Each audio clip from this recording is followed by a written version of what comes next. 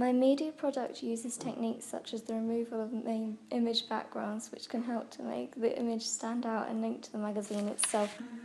I use this as it is something which will suit my magazine's genre and what real magazines tended to do to attract attention to these images. This was a subtle change which was something helpful for me to be able to edit in a range of different ways. There are contrasting colours which I have developed so that they stand out even more in my magazine. Clearer ways of doing this is to make sure that more important other magazines stand out to the audience and magazine readers instead are able to understand the text and backgrounds because it is clear. I should also make sure that the text is in bold and is bright and colourful.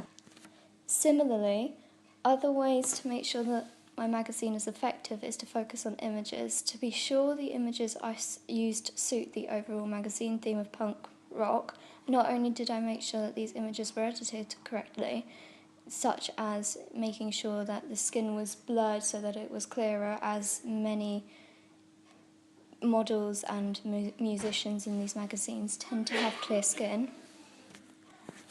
But I also made sure that especially my main model that I used in my magazine had a style which matched those of who would normally be in a magazine of this genre, such as dark hair and dark clothing.